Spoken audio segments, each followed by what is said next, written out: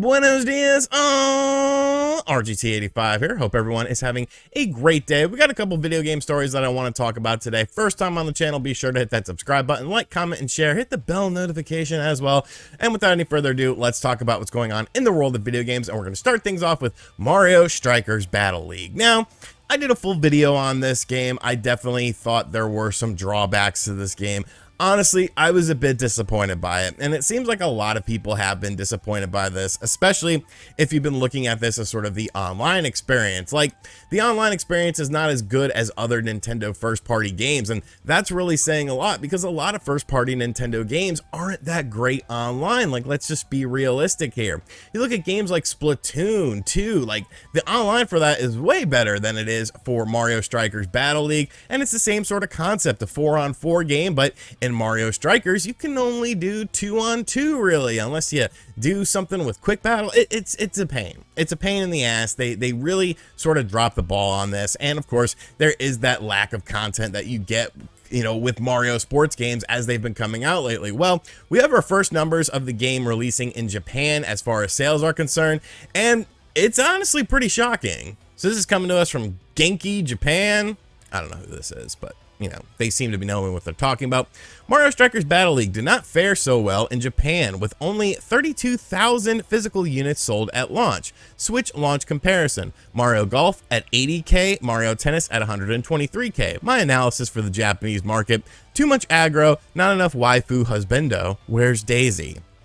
Now, they do go on to say that, you know, the little analysis was very tongue-in-cheek. Obviously it was, you know, not enough waifus or stuff like that. But I think the more interesting thing is the steady decline of those Mario sports games in terms of sales. You know, Mario Tennis Aces was 120k. Mario Golf was 80k. Now this game is 32k. And that sort of, to me, shows that maybe people are starting to pick up on this, how Nintendo releases their sports games, especially their Mario sports games, where it's just like, is there really a reason to buy it on day one, especially when you know in the back of your mind that more content is indeed going to come. They are going to do improvements to it. They are going to do things like add new game modes to it. And I'm kind of happy to see this, honestly. You know, obviously I don't want the game to completely fail because I do have some fun moments with it, but there's so many frustrating elements about the game, and most of those frustrating elements are just baked into how the game was released. The general lack of content,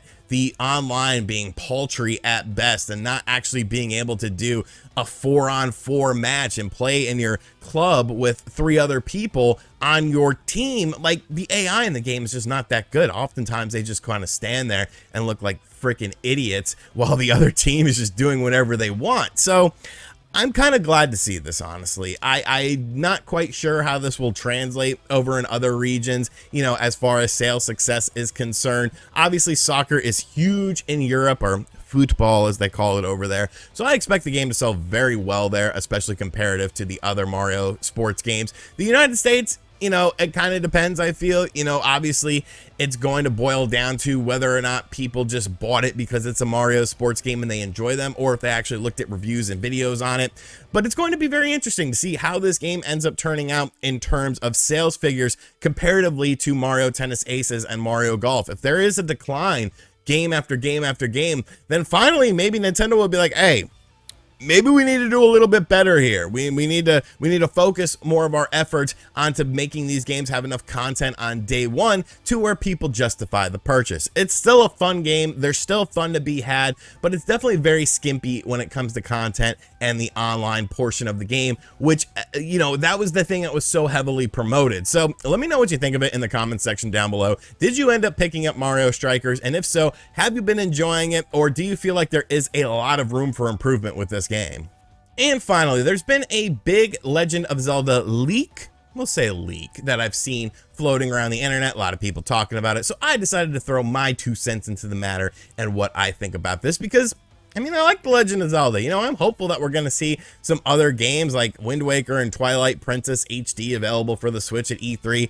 I know they're old games, but I would really like to play Twilight Princess again. I like to play that game every so often because I really thoroughly enjoy that game. I think it's a real sort of underrated game in the Legend of Zelda universe. Like, nobody says that that's their favorite, and I think there's so many awesome elements of that game. I guess maybe the wolf segments kind of turn some people off, but whatever. But when it comes to this information, it is involving the Legend of Zelda Breath of the Wild 2. Now, this game has obviously been delayed until 2023, so we're gonna have to wait a little bit longer for it, but it seems like some gameplay elements may have leaked, and it's kind of done in a really strange way. So this write-up is being done by Inverse. I've never heard of Inverse before, but I'll leave them a link in the description box down below should you want to read about this information. But basically, a major leak just appeared on Weibo, the Chinese equivalent of Twitter, where a 3D artist working on animation shares some game-changing secrets about the Zelda sequel. If true, the next mainline Zelda game would...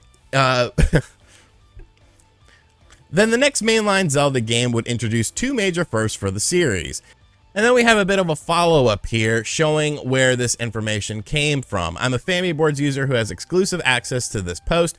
There is supposedly someone who is working on the game shared some little detail about this game on Weibo, Chinese Twitter. She's working on 3D animation, maybe cutscenes, from maybe one of Nintendo's contractors based in Tokyo. She joined the project back in March last year. Below is the summary of her relevant post. Take it with a grain of salt. She did some Roaring Dragon and Flying Dragon battle animations. A new game plus, and Link looks different after you beat the game. Some animations about picking up the slate from the first time. Now, if you played The Legend of Zelda Breath of the Wild and completed the game like you should have, you would know that at the end of the game, minor spoiler alert, Link is not in possession of the Sheikah Slate. So if the Sheikah Slate is indeed returning, how did he get it back? Now, it could have been something as simple as just being like, hey, let me get that Sheikah Slate back. I got some more work to do here. Or there could be a big story element with that. Or maybe Link isn't in possession of the Sheikah Slate and another character is, and that's a character that you play as in the game.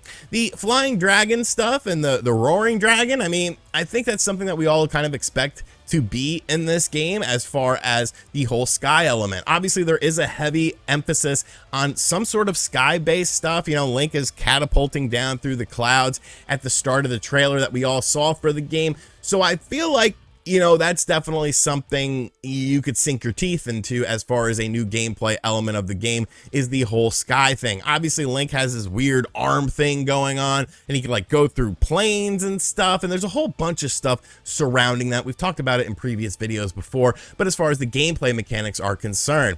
And then the new game plus thing, I find very, very interesting because of the fact that, well, whenever you beat a Zelda game, there isn't really a new game plus. Like, yeah, you could load up a save file that's previous to the final boss battle, or maybe even after the end boss battle, and do a few extra things. But as far as, you know, Link changing his appearance and then being able to do additional things within the world that could play into some story elements, could actually have some additional stuff to do after this new game plus, I think that's pretty cool as well. Now, as far as the credibility of this source, it does seem like that this person who is on Weibo, the Chinese Twitter, is indeed like verified on there as a Nintendo contracted employee. They'll probably lose their job over this. I don't understand why these people who work for these companies are like so desperate to get some information out there. Like, I understand that people are desperate for it, but you're messing up your own wallet here. Like, you're not making money on this Weibo post to where it's like, oh, you know, even if Nintendo fires me, I'll have money from Weibo. It's like, no, you're just doing it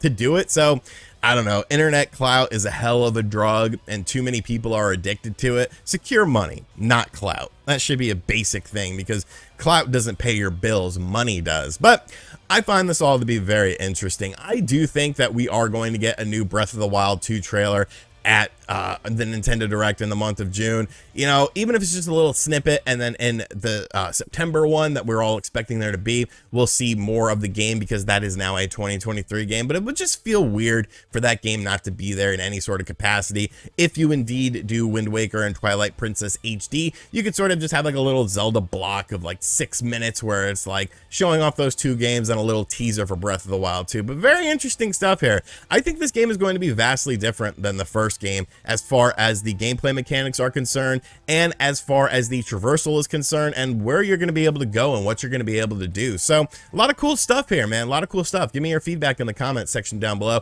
What you think of these leaks? Are they actually accurate? Why would somebody who's contracted by Nintendo post on a Chinese Twitter page to get a little bit of clout? Because clout is a hell of a drug.